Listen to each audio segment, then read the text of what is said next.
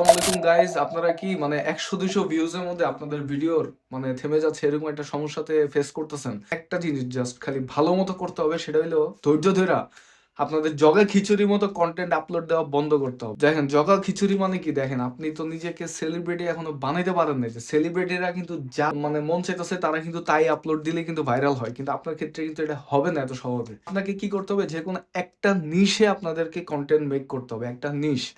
এখন নিশ মানে কি, মনে করেন একটা ক্যাটাগরিতে, যেমন ধরেন যে আপনি যদি গান গাইতে পারেন তাহলে শুধু গান নিয়ে ভিডিও আপলোড দিবেন। আপনি যদি ডান্স করতে পারেন তাহলে ডান্স নিয়া, যদি আপনি মনে করেন যে কোনো কবিতা বলতে পারেন তাহলে শুধু কবিতা নিয়া, আপনি যদি কোনো গেম খেলতে পছন্দ করেন তাহলে শুধু গেম নিয়া, অথবা আপনি যদি টেকনিক্যাল কোনো জিনিস রিভিউ করতে পছন্দ করেন তাহলে ওইটা নিয়া। মানে আপনাদেরকে যে কোনো একটা ক্যাটাগরিতে আপনাদের ভিডিওটা বানাইতে হবে। এবং বেশিরভাগ মানুষই এটা করে যে আজকে এটা ভালো লাগতেছে, আজকে ওইটা ভালো লাগতেছে, এরকম করে মানে জগে খিচুড়ি করে কন্টেন্ট আপলোড দেয়। পরে অ্যালগোরিদমও বুঝে না কার সামনে নিবে, ঠিক আছে কন্টেন্ট, আর হইতেছে যে পাবলিকও বুঝে না যে কিরে আমি ওরা তো ডান্স করার জন্য ফলো করছি, ডান্স দেখা ওই দিয়ে এখনকা মানে ইয়া করতেছে, গেম খেলতেছে। তো যা মনে করেন, হ্যাঁ মানে অডিয়েন্সের সবার তো আর গেম পছন্দ না, তো যারা ডান্সের জন্য পছন্দ করছে তারা তো গেমের জন্য কেউ দেখবে না, ঠিক আছে। তো যার কারণে পরবর্তী আর ভিডিও কোনো ভাইরাল হয় না। তো এই হইতাছে সমস্যা।